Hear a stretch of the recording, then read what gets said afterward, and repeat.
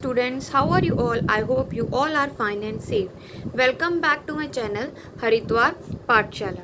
Today we are discussing about the new poem of your honeysuckle, The Kite. Let's start the poem. The Kite. Kite तो सबको पता होता है बच्चों, क्या होती है? पतंग. ठीक है, मोस्टली बच्चों ने क्या होता है, पतंग उड़ाई भी होती है, काइट उड़ाई भी होती है. सो ज़्यादातर बॉयज़ होते हैं जो काइट उड़ाने के शौकीन होते हैं, क्यों उनको जब बसंत पंचमी आती है तो लगता है कि काइट उड़ाएं.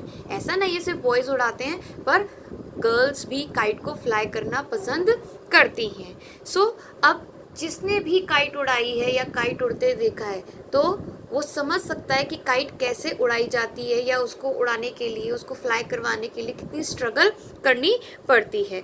तो उसी की हम स्टोरी, उसी की एक पोएम हम पढ़ रहे हैं. Let's start the poem. How bright on the blue is a kite when it's new. How bright यानी कि कितनी चमकदार है, कितनी ब्राइट, कितनी शाइनिंग है क्या हमारी काइट. कहाँ पर? On the blue. On the blue इसमें क्या है? कलर नहीं. On the blue means sky, आसमान, आकाश. जब हम काइट को उड़ाते हैं तो जब हमारी काइट बिल्कुल नई होती है तो हमारे आसमान में, आकाश में वो काइट कितनी चमकदार लगती है, कितनी सुंदर लगती है. With a dive and a dip. कैसे उड़ती है हमारी kite? With a dive. Dive मतलब जैसे कि गोता, एंड डिप मीन्स डुबकी. कैसे डाइव करती है, कैसे लहराती हुई हमारी काइट जो है आकाश में, आसमान में उड़ती है. It snaps its tail. Snaps its tail का मतलब फड़फड़ाती है. जब हमारी काइट क्या करती है? फड़फड़ाने लगती है हवा की वजह से.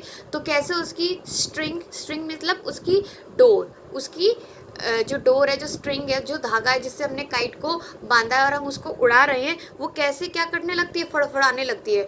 थोड़ी हैवीनेस हो जाती है ना, हम फिर क्या करते हैं? अपनी काइट को खींच मारते हैं. Then soars like a ship. फिर सोर्स मतलब और ज़्यादा ऊपर उड़ना. लाइक अ शिप, शिप की तरह. अब बहुत पहले जो शिप्स आती थी वो कैसी होती थी? उसमें कैनवास होता था. कैनवास मीन्स एक कपड़ा, जिसे हम हिंदी में पाल कहते हैं, वो लगा हुआ होता था, और उसकी हेल्प से ही जो शिप था वो मूव करता था अलग अलग डायरेक्शन में. जहाँ जहाँ ब्रीज चल रही है, जहाँ जहाँ विंड चल रही है, वैसे वैसे वो कपड़ा हिलता था और जो शिप थी वो वैसे वैसे ड्राइव करती थी.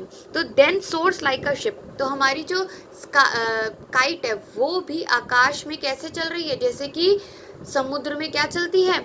शिप.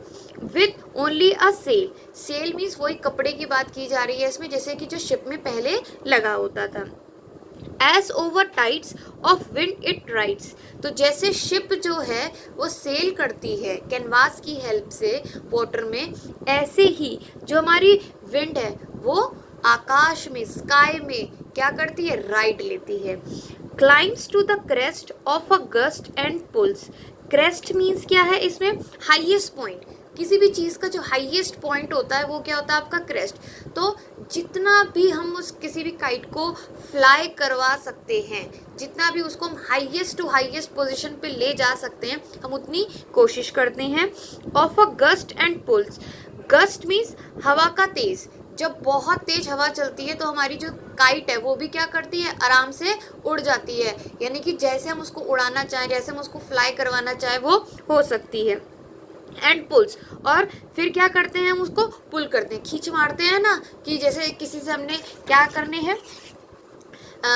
पेचे लेने हैं, जैसे करते हैं ना बॉयज, पेचे लेने हैं हमें, लाइक. तो हम डोर से क्या करते हैं? उसकी स्ट्रिंग से क्या करते हैं? उसको कस के पुल करते हैं. Then seems to rest as wind falls. पर जब हम देखते हैं कि हवा कम हो गई है तो हमारी काइट भी क्या करने लगती है? ऐसे हमें सीम्स में मतलब है इसमें कि हमें लगता है कि हमारी काइट क्या कर रही है? अब रेस्ट कर रही है. क्यों? क्योंकि वो ढंग से उड़ नहीं पाती. क्यों? क्योंकि हवा जो है वो बहुत अब कम हो गई है. Then string goes slack. String goes slack यानी कि जब हवा का जो मूवमेंट है वो कम हो जाता है तो जो स्ट्रिंग है वो भी क्या होने लगती है? ढीली पड़ने लगती है. You wind it back. ये विंड नहीं पढ़ेंगे हम इसे हम क्या पढ़ेंगे? वाइंड. तो जब हवा की वजह से हमारी काइट नहीं उड़ती तो हम क्या करते हैं? अपने स्ट्रिंग को, अपने धागे को किस में करने लगते हैं? जब ढीली पड़ती है, चरखी पर वापस से क्या करने लगते हैं? लपेटने लगते हैं and run until a new breeze blows, और तब तक उस काइट को उड़ाने की कोशिश करते हैं जब तक एक नई हवा का झोंका, ब्रीज मतलब हवा का झोंका, ना आ जाए, जिसे हम क्या कहते हैं हिंदी में फग्गा देना करते हैं ना, या काइट को अपने साथ लेके हम भागते हैं कि जिससे कि हमारी काइट की उड़ान जो है वो बहुत अच्छी हो, ऊपर तक हो। And its wings fill and up it goes, और जैसी हवा अच्छी चलती है तो हमारी काइट के जो विंग्स हैं वो अप एंड डाउन होके स्टार्ट होके क्या करने लगते हैं, काइट हमारी और ऊपर क्रेस्ट पर यानी कि हाईएस्ट पॉइंट पर चलने लगती है।